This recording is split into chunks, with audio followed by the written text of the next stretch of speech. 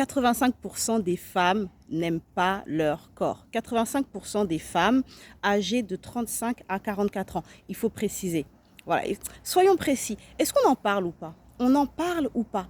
85% des femmes âgées entre 35 et 44 ans n'aiment pas leur corps. Là, je me dis qu'on a un vrai problème. Et là, je me dis qu'il y a du boulot. Il y a du boulot parce que ça veut dire que des femmes qui sont censées être en pleine phase d'expansion se bloquent, se limitent, se mettent des contraintes. Pourquoi? Parce que quand tu n'aimes pas ton corps, quand tu ne te sens pas bien avec toi-même, comment veux-tu expandre? Comment veux-tu prendre ta place? Comment veux-tu rayonner? Il faut que tu comprennes que la relation que tu entretiens avec toi-même est déterminante. C'est déterminant parce que ça va venir impacter l'autorisation que tu te donnes. Ça va venir impacter l'autorisation que tu te donnes à briller, à prendre ta place, à exceller, à grandir. Si tu alimentes quotidiennement des pensées négatives et limitantes à propos de ton corps de femme, à propos de ta beauté, est-ce que tu penses que tu vas être en capacité d'injecter la bonne énergie pour développer ton business, pour attirer à toi les bonnes personnes, pour attirer à toi le partenaire idéal, pour attirer à toi l'argent, pour attirer à toi ta best life? Comment veux-tu que l'univers réponde à ça si déjà tu n'es pas en capacité de prendre soin de toi, de te chouchouter, de t'aimer et de t'apprécier? Et tu vas me dire, oui, mais c'est pas si facile. Ce n'est pas si facile, mais c'est un travail. On t'a pas dit que tu t'es levé et puis bam, tu es là, tu te kiffes. C'est un travail de chaque instant. Apprendre à s'aimer est un travail. Est-ce que tu t'aimes? Réponds sincèrement à cette question. Est-ce que tu t'aimes? Et j'ai pas envie que tu me répondes un petit truc. Oui, non, mais moi je suis quelqu'un de humble. Arrêtez avec tout ça, c'est de la bullshit. On nous a mis de la bullshit dans la tête, oui, au nom de l'humilité, il faut se détester, il faut jouer les madames, tout le monde. Je vous préviens, aujourd'hui, je suis dans une énergie de feu. Ne confondez pas l'humilité avec le fait de ne pas s'aimer. Arrêtez de confondre les choses. La première personne que tu dois aimer, c'est toi-même.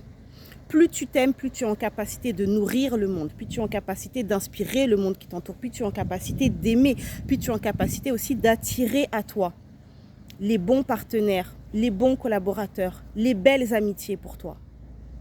Et ton monde extérieur reflète ton monde intérieur. Je me rends compte qu'aujourd'hui, ma vie me permet de réaliser tout le travail d'introspection, de libération émotionnelle. Tu sais pas le nombre de temps que j'ai passé en thérapie, en coaching.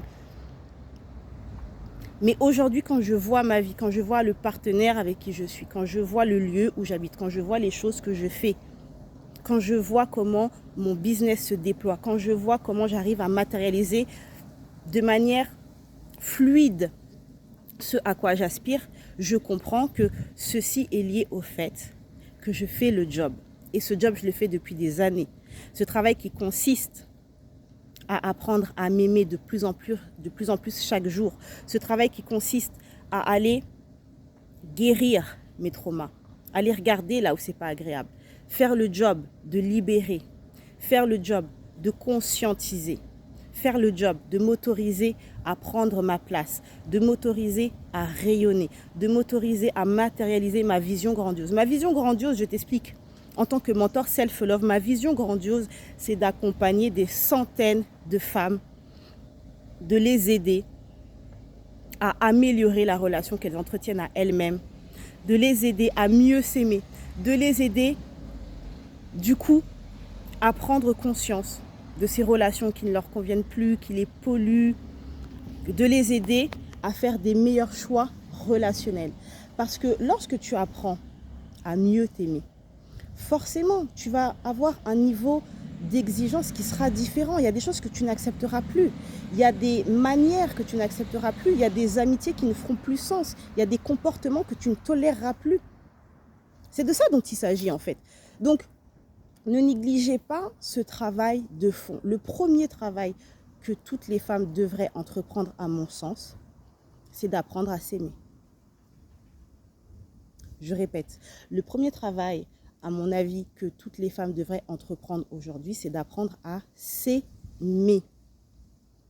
Et ça n'a rien de superficiel. Et quand je te dis apprendre à t'aimer, tu sais, genre quand tu rentres dans mon monde, quand tu rentres dans mes programmes en ligne, je ne vais pas t'apprendre des choses superficielles. Oui, le make-up, la coiffure, le look.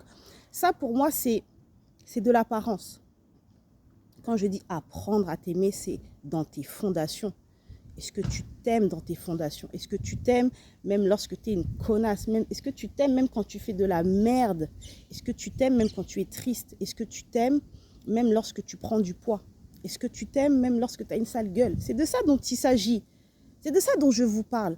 Est-ce que tu t'aimes même lorsque tu t'es fait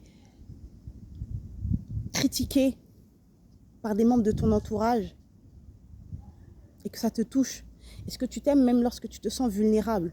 Est-ce que tu t'aimes même lorsque tu constates que ton corps a changé et que ça te touche? C'est de ça dont il s'agit, c'est de ça dont je viens vous parler en fait. À chaque fois que j'allume ma caméra pour vous faire des vidéos, pour faire des lives, pour écrire des posts et des newsletters. D'ailleurs, je lance ma newsletter là. Prochainement, ça arrive. Je dois juste régler un aspect technique. C'est de ça dont il est question. Vous vous rendez compte que 85% des femmes de 35 à 44 ans ne s'aiment pas et n'aiment pas leur corps. Ce sont des femmes qui sont entrepreneurs, qui sont en affaires, qui sont mères, qui ont des responsabilités, qui sont avec des postes, pour certaines, des postes élevés. Comment on fait pour avancer dans nos vies avec ce fardeau?